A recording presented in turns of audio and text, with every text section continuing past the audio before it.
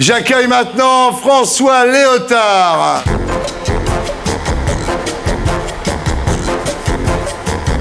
François Léotard, bonsoir. Vous connaissez Marie Laforêt, Titoff, Joe Star et mon amie Elisa Tovati.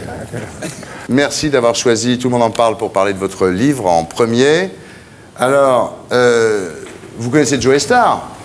Ouais, je l'ai subi. En juin 96, lorsque Marchiani, le préfet du Var, obtient que NTM soit déprogrammé du festival dans le Var, je suis le seul à l'avoir défendu. vous protestez. Ce qui était pas... Je suis d'accord. Ça, je ne le sais pas, mais Si. La vraie raison pour laquelle, quand même, je serre la main au jeune homme qui est à côté de moi, c'est que je suivais son frère. Je respectais beaucoup ce qu'il faisait. Non, mais il a protesté. C'est vrai, François Léotard a protesté. Non, mais j'ai l'impression de le croire sincère. C'est vrai, il a protesté. De toute façon, Marchiani, c'est pas son copain, donc de toute façon, tout ce que faisait Marchiani, il protestait. C'est un copain à qui ? Voilà, c'est un copain à Pasqua, Marchiani. Oui, c'est pas les copains à Léotard. C'est ce que je voulais dire. Mais 5 mois plus tard, quand même, vous avez un petit peu varié. Vous avez estimé que la condamnation, quand même, était pas si mauvaise que ça. Et voilà. Parce qu'il avait fait un truc, je sais plus quoi. Là. Mais quoi que j'ai pu faire, je veux dire, il y a ma musique et moi. Et c'est deux choses, quand même. Bien. Réconciliez-vous, puisque c'est une soirée... On s'est serré la main. Ouais, très bien. Alors, François Léotard, vous avez arrêté définitivement la politique. Oh, quel bon truc. Il a arrêté, il a dit, j'ai fait le tour, j'arrête. Et fin décembre 2001, vous avez été nommé inspecteur général des finances, nommé en Conseil des ministres par Chirac et accepté par Jospin. Il n'a pas arrêté. Il a abandonné tous ses mandats politiques. Je crois que le dernier que vous avez abandonné, c'est député du Var. Ouais. Vous étiez élu sans arrêt depuis des lustres. 25 ans. Depuis 25 ans. Et vous avez arrêté. Donc maintenant, il n'a plus de fonction politique. François Léotard n'est plus un homme politique. On va voir, c'est un... Inspecteur des finances. Inspecteur des finances, justement. Alors, qu'est-ce que c'est ? Expliquez-nous, François. Quand j'ai fait l'ENA, je suis rentré dans la préfectorale. Après, j'ai été élu pendant 25 ans. Et là, je retourne dans l'administration. C'est l'administration, donc c'est pas la même chose. Quand on est dans la vie politique, on est élu. Voilà. Dans l'administration, on est nommé. Et c'est pas mal payé en même temps, hein ? Ouais, à mon avis, moins qu'ici. Moins que moi ? Oui, c'est ce que j'allais dire. Je voulais, à mon avis. Mais à la fois, c'est normal. Hein. À mon avis, beaucoup moins. Mais c'est normal aussi. C'est moins stressant en même temps. Oui. Non, ça gagne. Alors, on peut le dire aussi, puisqu'on dit tout, ça gagne 60 000 balles par mois, inspecteur des finances. Moi, j'en suis pas là. Pour l'instant, j'ai commencé il y a un mois, j'en suis pas là. Hein. Ouais, mais qu'est-ce qu'on fait quand on est inspecteur des finances ? L'autre jour, je suis allé inspecter la douane de Saint-Malo. Ouais. Ah oui, vous inspectez ? Ouais, on arrive, on discute avec les gens, on regarde ce qui se passe, on regarde s'ils travaillent bien, s'ils arrivent à l'heure le matin, voilà, c'est pas bon. C'est juste ça. Bien. Donc, aujourd'hui, François Léotard, vous êtes soumis à un devoir de réserve. On peut dire quand même que vous êtes plutôt favorable à Chirac qu'à Bayrou. Ouais, je dirais même pas ça. Je veux dire que j'ai des convictions depuis 30 ans, j'ai jamais changé. Et je suis pas à gauche. S'il faut dire les choses de façon négative, ça c'est vrai. Mais voilà, je m'arrête là. Ouais.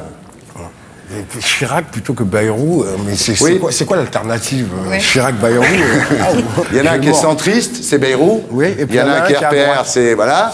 Et puis il y a des centristes qui sont pour Bayrou. D'accord. Et puis il y a des centristes qui sont pour Chirac, comme Douste de Blazy, par exemple. Alors en tous les cas, François Léotard a déclaré il y a 20 ans, donc c'est pas un propos de circonstance, c'était en 82, vous avez déclaré « J'ai toujours eu le sentiment que la littérature c'était vrai, c'était le monde réel, et que le reste était faux. » Donc c'est pas nouveau, hein. Et pourtant, à l'époque que vous avez déclaré ça, vous étiez en plein dans la politique, hein. C'est une époque qui était très importante pour vous. Et c'est votre père, André Léotard, qui vous a branché sur la littérature. Il vous disait, votre père, une journée passée sans lire est une journée perdue. Il fallait qu'on lise un livre par jour. Ouais. Voilà. François Léotard, vous avez déjà publié 8 livres, mais c'est votre premier roman. Vous savez comment on fait ? Joe, montre-lui. On fait quoi ? Il faut faire ça avec la main. Ah, il peut faire que ça, ouais. Attention, 1, 2, 3. Bonsoir. Bien. Alors, le livre de François Léotard s'appelle La couleur des femmes, c'est chez Grasset. Alors, François Léotard, pourquoi La couleur des femmes ?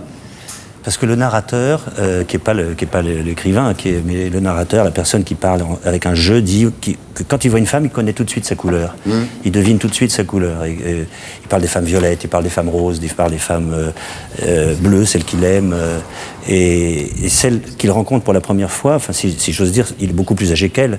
C'est une jeune Palestinienne, elle est brune. Ouais. Et il dit tout est brun en elle, son regard, son visage, son corps.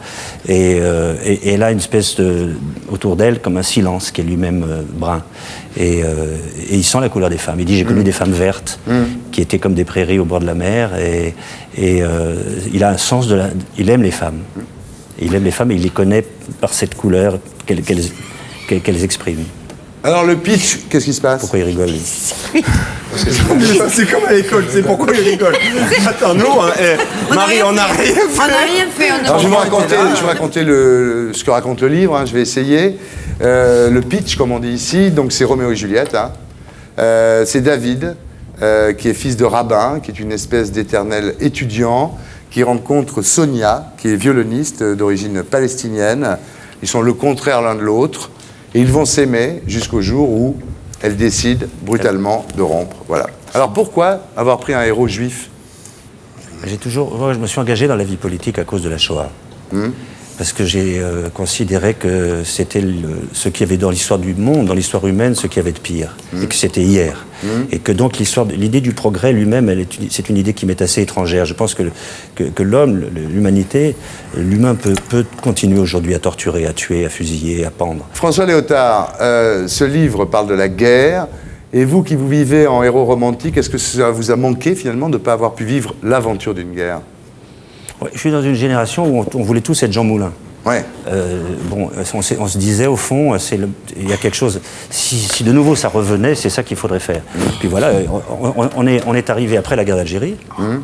En fait, et donc, Dieu merci pour la France, pour ce pays. Il n'y a pas eu de guerre dans la génération à laquelle j'appartiens. Dieu merci. Bon, donc, moi, je n'ai pas connu, à proprement parler, sauf celle que j'ai vécue comme ministre. Vous pensez que la politique en temps de paix, c'est quelque chose d'assez superficiel, finalement, et que ça vous a manqué, ça, de ne pas avoir une... Je pense que... C'est pour ça que vous avez demandé d'aller en Macédoine, par exemple? Oui. Ouais. Oui, parce que là, il y avait de nouveau le tragique, et que je savais très bien, pour être allé souvent en Bosnie, à Sarajevo, que ça pouvait recommencer là. Et que tout ce qu'on avait fait comme effort avec les blessés, les morts, on a eu 600 blessés, nous, en Yougoslavie, les Français. J'accompagnais chacun d'entre eux, les types qui étaient amputés, qui étaient défigurés, etc. Et je crois qu'il fallait éviter que ça continue, ou plutôt que ça recommence en sens inverse. Ça s'est arrêté, d'ailleurs. Ça s'est arrêté, on a réussi. En Macédoine, on a réussi. Oui. Alors, en fait, François Léotard, le David, le héros de votre roman, écrit l'histoire 25 ans après les faits, et c'est là qu'il part rencontrer cette Leïla, qui est la sœur donc, de Sonia, qu'il avait beaucoup aimée à l'époque avant leur rupture. Il lui fait un enfant, et elle meurt dans un attentat contre un bus. Et est-ce que finalement, le fait d'avoir été pro-palestinien dans votre jeunesse, est-ce que c'est pas ça qui vous a ramené vers ça?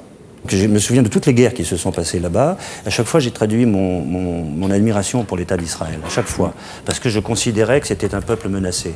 Et je trouve que maintenant, effectivement, le conflit d'aujourd'hui est terrible parce que chacun a raison. Et comment départager des gens qui se chassent l'un l'autre de la même terre et presque des mêmes racines, qui sont tous des enfants d'Abraham. Ouais. Je veux dire, c'est extrêmement difficile de dire, voilà, ceux-là ont raison, ceux-là ont tort. Et je pensais que l'amour entre deux êtres humains, une petite arabe et un juif, cet amour-là pouvait transcender les langues, les cultures, les religions, les histoires, l'humus, l'épaisseur des histoires. Et je pense que c'est encore possible. Ouais. Je pense que quand un être humain aime une autre personne, il peut traverser toute une série d'obstacles. Et que malheureusement, la logique de l'histoire, c'est la guerre. Ouais. Et c'est de les empêcher de s'aimer. Alors, on va parler un peu de vous, parce que finalement, je me rends compte qu'on vous connaît assez mal.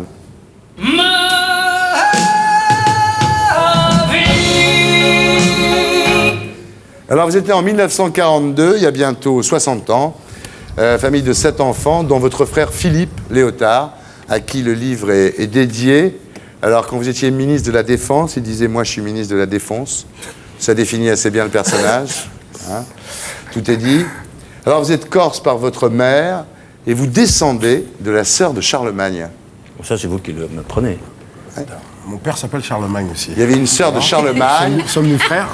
Pourquoi pas? Il y avait Ça, une c'est vous sœur qui me de Charlemagne qui est partie évangéliser la Corse. Et votre père, ça j'espère que vous le savez, votre père est parent du clown Léotard, vous le savez ça? Il y avait un Léotard qui était clown. Il y a un Léotard qui était clown, qui était l'inventeur du Qui était trapéziste, ouais. trapèze volant, ce qui est utile en politique. Et alors, c'est vrai. Et ce clown léotard a été l'inventeur du juste au corps pour les danseuses. Ouais, et en anglais, on dit toujours leotard, qui veut dire un léotard, en fait. Alors, votre père, François Léotard, était maire de Fréjus. Et il y a eu en 1959 à Fréjus une grande catastrophe, qui est la rupture du barrage de Malpasset, ce qui fait que toute la région a été inondée. Il y a eu beaucoup de morts. Votre père a été calomnié. On a parlé de détournement de fonds publics destinés à la reconstruction de la région.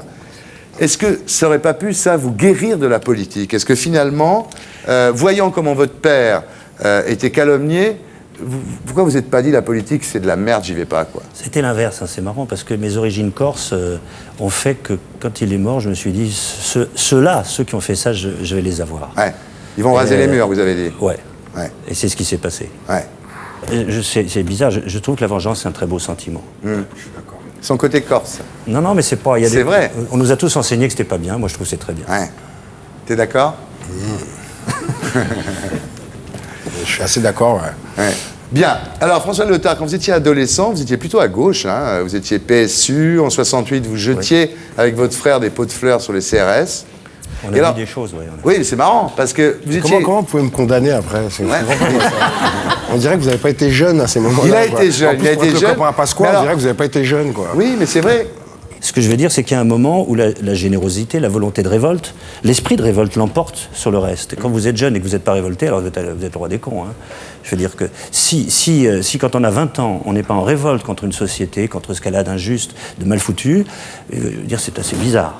Et moi j'étais comme ça, c'est vrai, j'étais comme ça. C'est bien comme ça. Bon, après que j'ai changé, parce que j'ai pensé qu'il fallait que cette société-là, elle marche, elle fonctionne, qu'il fallait la faire fonctionner. Ce qui prouve à quel point vous étiez en quête à cet âge-là, à cette époque-là, c'est qu'à l'âge de 22 ans, vous partez dans un monastère, sous le nom de frère Honorat. Vous devenez un moine bénédictin au couvent de la Pierre-qui-Vire, on se lève la nuit, on fait des prières en pleine nuit. Donc ça prouve quand même qu'à cette époque-là, vous aviez un vrai désir d'absolu. Et de silence, oui, parce que ce qui est beau dans la vie monastique, c'est le silence. Ouais. Parce que vous dites rien, vous parlez pas. Ouais. Et pendant un an, j'ai pas parlé, ça c'est Il n'y a rien entendu. Ça fait du bien. Ça c'est fabuleux. Ouais.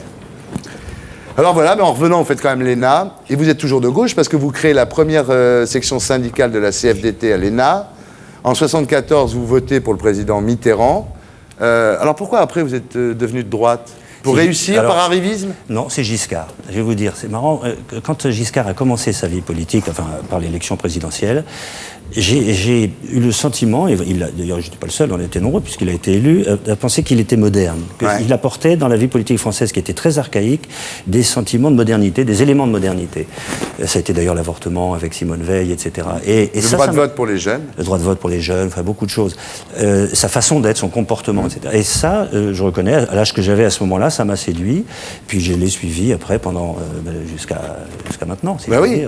Vous avez été extrêmement virulent en 81, quand la gauche est arrivée au pouvoir avec 4 ministres communistes, alors que l'URSS existait encore, c'est pas comme maintenant. Et puis il y a eu ce qu'on appelle la bande à Léo, ça a été un petit peu votre apogée avec Madeleine, Longuet, Doufiag, qui lui aussi d'ailleurs a arrêté la politique complètement. Vous êtes 2 sur 4, pratiquement 3 sur 4. Et alors c'est l'époque, on a parlé du temps des quadras, il y avait Michel Noir, il y avait toute cette bande de gens, Carignon. Et ça n'a pas marché. Pourquoi vous êtes planté? Parce que vous vouliez renouveler la vie politique à l'époque. Il y avait des volontés de réforme. Et ce qui me frappe le plus dans la vie politique française, c'est comment dire, son caractère fermé. C'est-à-dire que vous n'avez pas le système américain où vous faites pas plus que 2 mandats, et 2 mandats au maximum de 4 ans, puis après vous allez dans une banque, dans une entreprise, éventuellement vous revenez. En France, vous avez des gens de 75 ans qui continuent à se présenter et qui sont là depuis 30, 35, 40 ans. Est-ce que vous n'avez pas été à la hauteur de vos ambitions, ou c'est la France qui n'a pas été à la hauteur de vos ambitions? Je crois que j'ai mis 25 ans à savoir ou à deviner que j'aimais pas le pouvoir. C'est très étrange. Hein. Il y a des gens comme ça qui découvrent tardivement ce qu'ils sont véritablement. Mais je crois qu'au fond, le pouvoir, ça corrompt, ça tue, ça bousille, ça démolit. Et voilà. Et puis j'ai mis du temps à comprendre ça. Et vous citiez mon frère tout à l'heure. Je crois que c'est lui qui avait raison au fond. C'est fort que vous disiez ça. On parlait beaucoup. C'est lui qui avait raison, Je crois vraiment. Oh bordel. Non, mais je veux dire dans le choix. C'est pas le tout de le dire. Hein. Mais c'est bien qu'il le reconnaisse au moins. Je ne parle pas de tout, mais le choix de sa vie, la vie qu'il a choisie, qui est une vie par rapport à tout ce qu'il vient de dire, je sais pas. Qui est une vie de liberté, qui est une vie d'insolence. Je crois que c'est probablement lui qui avait raison. C'est tout. Vous avez eu plein de problèmes. Vous êtes opposé à Pasqua. C'est l'affaire du charter des 101 Maliens où vous étiez contre. Deuxième problème, en 95, vous choisissez Balladur et pas Chirac. Mauvaise pioche. Vous étiez peut-être aussi trop anti-Front National pour le Parti républicain, qui est finalement un parti où il y a pas mal de gens qui ne sont peut-être pas d'extrême droite, mais bien à droite quand même. Hein. On voit ce qui est devenu démocratie libérale. Et puis vous avez eu aussi des affaires sur le dos. Pas mal d'affaires, le mur de votre propriété de Fréjus, sur lequel on a beaucoup glosé. Vous avez raison, et pour lesquels il n'y a jamais eu une seule condamnation du parti, sinon je ne viendrais pas devant vous. Au contraire, vous avez fait condamner les gens... condamnation, ça ne veut pas dire que vous n'êtes pas forcément... Je sais aussi, moi, a fortiori quand il n'y en a Merci. pas. A fortiori quand il n'y en a pas. Ouais, d'accord. Enfin, c'est en tous les cas vos adversaires qui ont été condamnés pour diffamation, les Duplessis. Il y a eu l'affaire Yann Piat, qui a été assassiné. Alors là, on vous a carrément accusé d'avoir été à l'origine du meurtre, avec Gaudin. C'est la fameuse affaire de l'encorné de trottinette. Et finalement, là aussi, vous avez attaqué pour diffamation. C'est la plus grande condamnation. Rougeau et Verne, les deux auteurs du bouquin, ont été condamnés. C'est la plus forte condamnation pénale que j'ai pu obtenir sur des journalistes, enfin des gens qui se qualifient de journalistes. 1 million de francs. Ouais. Et puis là, vous avez toujours une affaire sur le dos quand même, qui n'est pas réglée. C'est l'affaire de l'achat du siège du Parti républicain rue de Constantine, et une banque italienne qui l'a acheté, et qui dit l'argent que j'ai mis dans l'achat de ce siège du Parti républicain rue de Constantine, monsieur nous l'a apporté en coupure de 500 balles. L'instruction a été close à la demande du parquet, et c'est invraisemblable d'ailleurs, parce que ça commence à bien faire. Ça fait maintenant 5, 6 ou 7 ans, je ne sais plus, qu'on attend que l'affaire soit terminée, soit close. Et ça, vous êtes devant des situations qui sont insupportables pour n'importe quel justiciable. Bon. Là, on est entre nous. Il y a une banque italienne qui achète le siège du Parti républicain rue de Constantine. Cette banque dit, le pognon, nous, qu'on a donné pour acheter, on nous l'a apporté en coupure de 500. Alors les mecs du Parti républicain disent, oui, c'est des fonds secrets qu'on a gardés à l'époque de Matignon. C'est une décision qui a été prise à 30. 30 autour d'une table, dire vraiment, s'il y a 30 voyous, 30 gangsters, ça se sait. Et moi, j'étais vraiment probablement celui qui savait le moins comment ça s'est passé. Puis vous n'êtes pas juge, hein, si mes souvenirs sont bons. Alors tout ça, je l'ai dit au juge, et à mon avis, ça va bien. Mais ce qui est terrible, c'est qu'Alain Madelin, à Démocratie libérale, a attaqué les gens. Voilà, c'est pour ça que ça nous met un doute, parce que si Madelin avait dit, je suis solidaire de l'achat de ce siège, mais il se trouve que lui, il transforme le nom, ça s'appelle plus le Parti républicain, ça s'appelle Démocratie libérale, et il attaque. Voilà, c'est pour ça que je vous pose la question. Non, vous avez raison. Ce que je n'aime pas, vraiment, parce que ça, c'est insupportable, c'est les jugements rendus en 3 minutes à la télévision. Et alors, une des raisons, François Léotard, une des raisons de votre retrait du jeu politique, c'est aussi vos ennuis de santé, parce que vous étiez un marathonien émérite, et un jour, on vous fait un triple pontage coronarien. C'est-à-dire qu'il ne faut pas faire de jogging ? Si, j'ai beaucoup aimé ça. Mais il ne faut peut-être pas en faire trop. Puis c'est le stress. À chaque fois que vous avez un stress, vous avez la veine qui se resserre. Fumer des clopes aussi pendant qu'on court, comme ça. Non, ça j'évitais, mais... moi je l'ai fait, ça... Mais le stress, ça existe. Et donc ça, à la longue... Je pourrais récupérer le vélo qui est là-bas, après ? Non, c'est celui de Drucker, il faut que tu files de la fraîche. C'est la merde. C'est pour Michael Blanc, le mec qui est en tôle. François Léotard, est-ce que vous n'avez pas été victime, finalement, d'un désenchantement progressif ? Oui. Oui, quelquefois, on a envie de... D'abord, on a envie d'avoir plusieurs vies dans sa vie. Moi, je trouve ça bien de suivre ses désirs, de faire ce qu'on a envie de faire. Et je ne pense pas qu'il y ait une seule vie. Donc, ça, j'en ai un peu fait le tour, c'est vrai. Les gens sont plus ou moins bien, et donc, voilà, j'ai envie de connaître d'autres gens, de faire d'autres choses, de me balader, de pouvoir être considéré comme un citoyen ordinaire. Ça, c'est formidable. Vous êtes tranquille, là ? Oui, en tout cas, beaucoup plus heureux, oui. Ça, c'est vrai. François Léotard, est-ce que vous avez le sentiment d'avoir raté votre vie ? Non. Si c'était à refaire... Je referais. À peu près tout la pareil. même chose. À peu près la même chose, oui. On rallume. François Léotard, La couleur des femmes, son premier roman. C'est chez Grasset.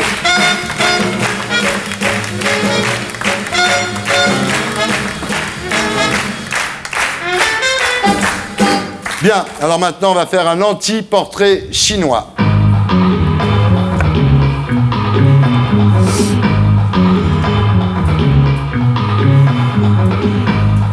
François Léotard, si vous étiez un défaut, vous seriez quel défaut ? Je suis myope. Alors c'est formidable, quand on est myope, vous êtes dans la même pièce que Didier Schuller et vous ne le voyez pas. Ouais. Ça peut aider en politique. Ça aide. Même quand vous n'êtes pas myope. Si vous étiez un accident... C'est dégueulasse. Un accident naturel, peut-être. J'ai rêvé d'être un rat de marée. Parce que la mer, on lui fait avaler tellement de choses qu'elle se venge. Si vous étiez une perversion... Le voyeurisme. j'aimerais bien rentrer, voir les gens comme ça, comment ils vivent. Dans la tête. Ouais, dans leur tête, mais aussi chez eux. Ouais. Ça, j'adorerais ça. Une mouche. Si vous étiez une guerre. Le débarquement en Normandie. Ça, c'était il y a eu des Français qui ont débarqué, on l'a oublié, des fusiliers marins qui ont débarqué en Normandie. Les premiers. Ouais. Les premiers, sur la plage de Rivabella. Et beaucoup sont morts. C'était très beau. Si vous étiez une arme. Un opinel ou un truc comme ça pour le figatel. Ouais. Un couteau corse, alors. Un supplice. Il y a un très beau supplice que j'ai en tête, qui est celui de Tantale. Mais, vous savez, il est dans l'eau, et puis l'eau arrive jusque-là, il a soif. Ouais. Et je propose qu'on remplace l'eau par du Vosne romanais ou par un Pétrus, un très bon Bordeaux. Si vous étiez une cicatrice.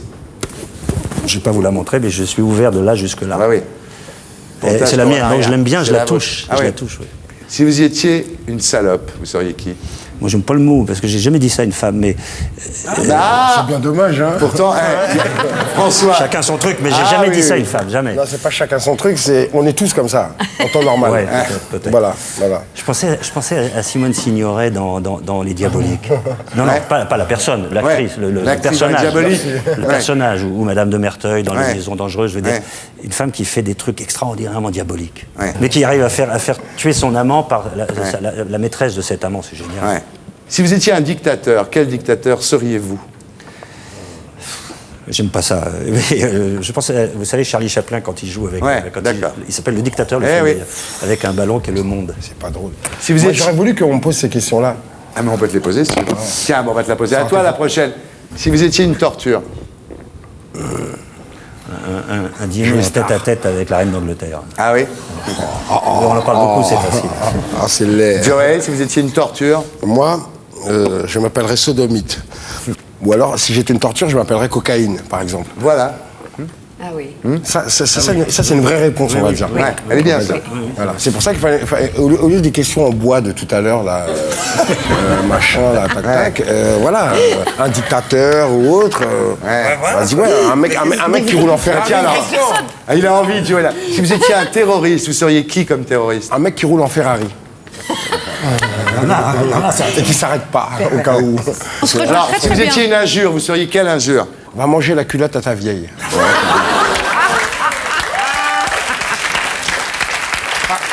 Facile. Si vous étiez une perversion. Joe Star. Joe Star en forme. Ouais. Vous êtes en forme, là. Si vous étiez un vice. Un vice, je dirais... comment il s'appelle l'autre? Michael Youn. Ouais. Parce que quelque part, c'est un vice. C'est le Morning Live sur M6 tous les matins. Voilà. Mais c'est même pas pour lui faire quoi que ce soit. Je suis pas démago. Moi, c'est vraiment parce que je le crois. Ouais. Il a mal quelque part. Si vous étiez une arme. Si j'étais une arme, nique ta mère, mais avec... pas chez Sony. Et si vous étiez une mort? Putain, un truc bien horrible. La tête dans une baignoire. Parce que on veut que je dise où je vais mon magot. Ouais. Voilà. D'accord. C'est un truc ridicule, quoi. En fait, je mérite pas de mourir pour ça, quoi. D'accord. Ouais. Une mort qui sert à rien. On sort la tête, on fait blablabla et on te la remet dessous. Ça, franchement, c'est pire que de te brûler les pieds parce que le gaz ou des choses comme ça, on a quand même un moment d'inconscience et ainsi de suite, quoi. Ouais. Là, c'est vraiment, on peut te lacérer et le corps humain est trop bien fait, c'est-à-dire qu'à un moment donné, tu perds conscience. Ouais. Mais quand on te noie, c'est claustrophobie. Même ceux qui savent pas ce que c'est apprennent à ce moment-là. Je m'inquiète. François, si vous étiez une mort. Dans mon livre, je cite une mort qui est très belle. À un moment, il raconte la mort de Kafka. Elle est très belle parce qu'il demande de la morphine. Il est en train de mourir. C'est de la mort luxueuse. Attends, il demande de la morphine. Le type en a pas, ou il dit non, il n'y en a pas. Et il dit cette phrase extraordinaire, il dit « Tuez-moi, sinon vous êtes un assassin ». Voilà, ça sera le dernier mot de cette interview. François Léotard, La couleur des femmes. C'est chez Grasset, mesdames, messieurs. Ça n'est pas son premier livre, mais c'est son premier roman. François, merci d'être venu. Je vais vous laisser filer. Merci beaucoup, à bientôt. Merci à chacun. Et bon courage pour votre nouvelle carrière. Voilà. Et pour être sûr de ne rien rater de Inarditube, abonnez-vous et mettez un pouce bleu.